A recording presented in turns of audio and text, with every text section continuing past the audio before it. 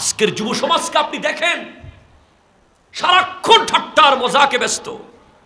দেশ কোথায় যাচ্ছে, জীবন কোথায় যাচ্ছে, ঈমান কোথায় যাচ্ছে, আখলাক কোথায় যাচ্ছে, কবর কি, হাসর কি, হিসেব কি। এই রমজান চলে গেছে, এই ঈদুল আজহা আসতেছে, এই মুহররম আসবে, চলে যাচ্ছে দিনকে দিন। একদল যুবক তাদের জীবন কাটাচ্ছে হাসি, মজাক, ঠাট্টা, মস্কারা। আমি অবাক হয়ে যাই, আমি আশ্চর্য হয়ে যাই। যে ব্যক্তি মৃত্যুকে চিনে, যে ব্যক্তি মৃত্যুকে জানে, যে ব্যক্তি মৃত্যুকে বোঝে, সে আবার হাসে কিভাবে? উসমান যুন্নুরাইন রাদিয়াল্লাহু তাআলা বলছেন, একটা স্বর্ণের পাতা রেখেছেন, ওই পাতার ভিতরে 7টা সেন্টেন্স লেখা।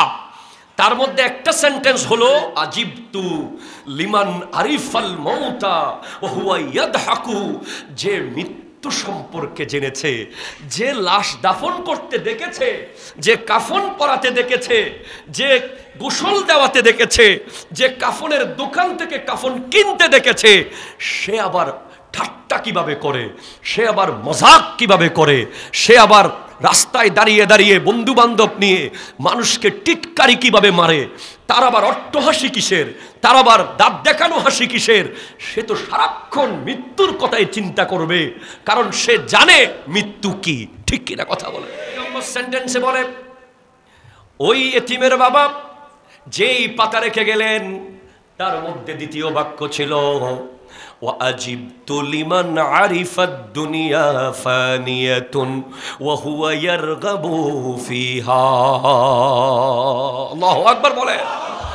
বলতে লাগলেন, আমি আজ তাজ্জুব হয়ে যাই, আমি অবাক হয়ে যাই। যেই ব্যক্তি জানে দুনিয়া ধ্বংস হয়ে যাবে, দুনিয়া ফানা হয়ে যাবে, দুনিয়ার ক্ষমতায় কেউ চিরস্থায়ী নয়। ফেরাউন দুনিয়ায় ছিল, আজকে আছে নাকি? নমরুদ আছে, হিটলার আছে, হামান আছে, ইয়াজিদ আছে, নাই, কেউ থাকবে না। যেই ব্যক্তি জানে যে দুনিয়া ফানা হয়ে যাবে, দুনিয়া ধ্বংস হয়ে যাবে, সে কিভাবে দুনিয়া দুনিয়া করে? আমি তো আজীব তাজ্জুব হয়ে যাই। ঠিক কিনা কথা বলেন? তার এতিমের বাবা তাদের জন্য সম্পদ রেখে গেছে। দেখেন, দ্বিতীয় বাক্য সন্তানকে বোঝাচ্ছে, ও আমার সন্তান, তোমরা দুনিয়া দুনিয়া করবা না, তোমরা আল্লাহ আল্লাহ করিও। কথা কয় না? ঠিক কিনা বলেন? তোমরা কি করিও?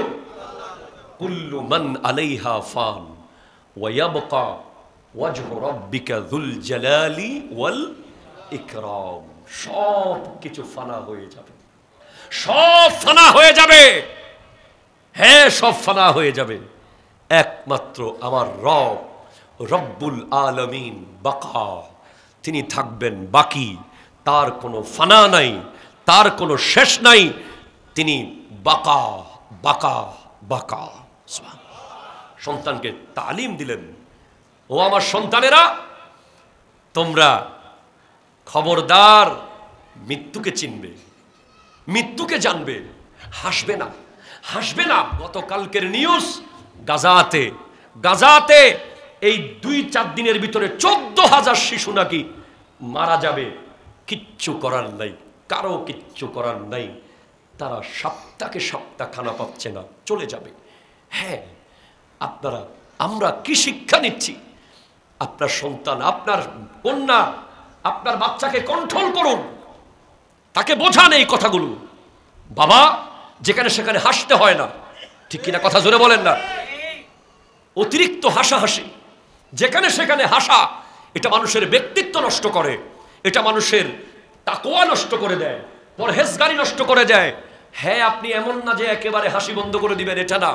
আপনি মুস্কি হাসবেন, নবীজির সুন্নাহ।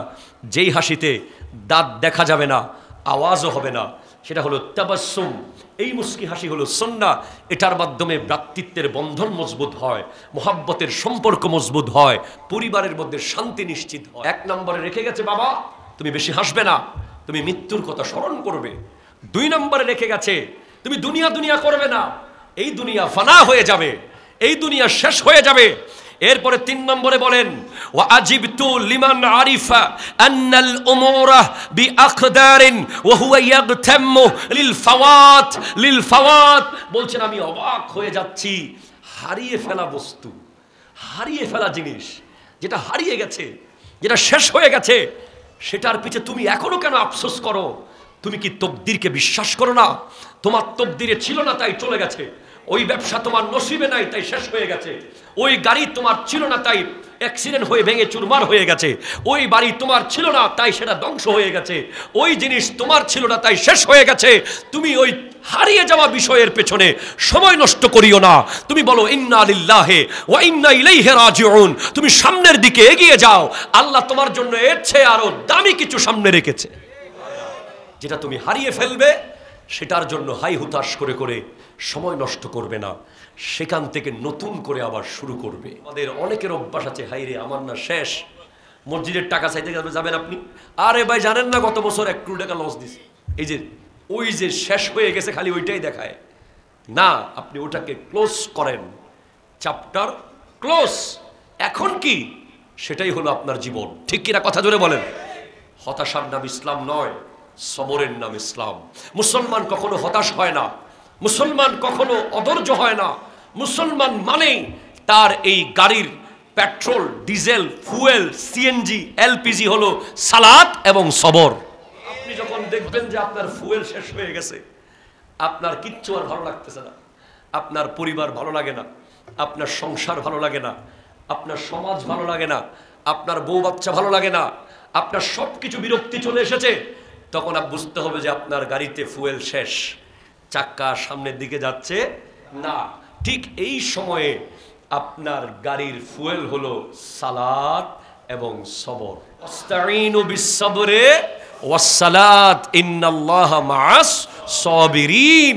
আপনি তাড়াতাড়ি মসজিদে যান, দেখবেন আপনার বডিতে আবার সেই চাঞ্চল্যতা চলে আসছে, আপনার মাইন্ডে সেই ফ্রেশনেস চলে আসছে, আপনার মধ্যে সেই প্রফুল্লতা আসা শুরু করেছে। আপনি সবর করেন, সবর সবর সবর সবর, দেখবেন আপনি বিজয়ী, আপনি বিজয়ী, আপনি বিজয়ী।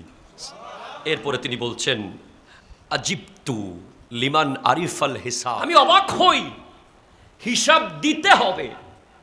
বাজারের হিসাব না দিয়ে পার পেয়েছো, সংগঠনের হিসাব না দিয়ে পার পেয়েছো, সমাজের দায়িত্বের হিসাব না দিয়ে পার পেয়েছো, কিন্তু গোটা জিন্দেগির ইনকামের হিসাব কিয়ামতের দিন দিতে হবে, ঠিক কিনা? জোরে বলেন।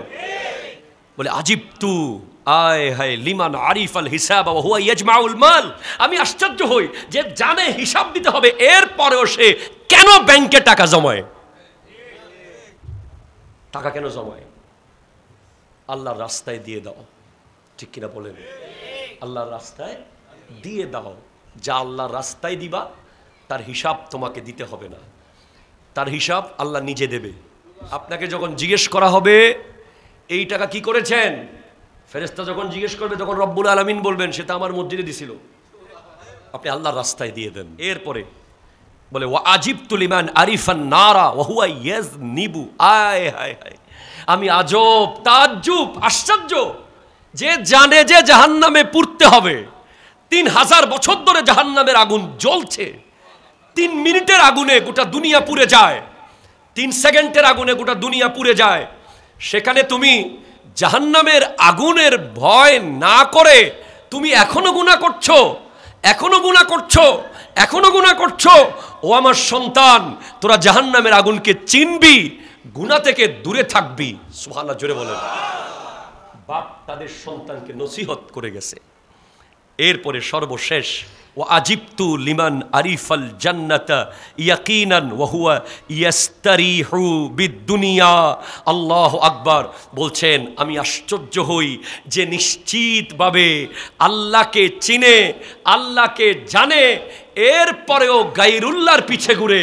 গায়রুল্লাহ মানে আল্লাহ ব্যতীত অন্য কারো পিছে পিছে ঘুরে, রিজিকের জন্য, খাবারের জন্য, পাওয়ারের জন্য, সম্পদের জন্য আল্লাহ বাদ দিয়ে বান্দার পিছে ঘুরছে, ক্ষমতার পিছে ছুটছে। কত নামাজ যে তরক হচ্ছে ক্ষমতা ক্ষমতা ক্ষমতা করতে গিয়ে, রাস্তায় বিক্ষোভ করতে গিয়ে, আন্দোলন করতে গিয়ে কত ওয়াক্ত নামাজ নিজেরা নষ্ট হচ্ছে, মানুষেরা নষ্ট হচ্ছে। ঠিক কিনা? এরা কি জবাব দেবে যারা আল্লাহকে চিনে গায়রুল্লাহর পিছে ঘুরে? ক্ষমতার মালিক কে? আরো জোরে বলেন না, কে? রিজিকের মালিক কে? পাওয়ারের মালিক কে? জীবনের মালিক কে? সর্বময় সবকিছু দিতে পারে কে? আল্লাহ। বাপ বলছে আমি তাজ্জুব হয়ে যাই, আহা, যে ব্যক্তি নিশ্চিত জানে বেহেশত কি, সেখানে কি নিয়ামত আছে, সেখানে কি কি সম্পদ, নিয়ামত, মজা, শান, ইজ্জত আছে, এটা জানার পরেও যে দুনিয়ার খোঁজ করে এবং শয়তানকে শত্রু জানার পরেও তার অনুকরণ করে, আমি বাপ আশ্চর্য হয়ে যায়। বলে ফুত, তোরা যদি বেহেশতকে চিনিস তাহলে তোরা শয়তানের অনুসারী হবি না, তোরা রহমতের অনুসারী হবি। ঠিক কিনা? জোরে বলেন। তোরা রহমানের অনুসারী হবি। ওই এতিমদেরকে বাবা এই তালিমগুলো দিয়ে গেছেন।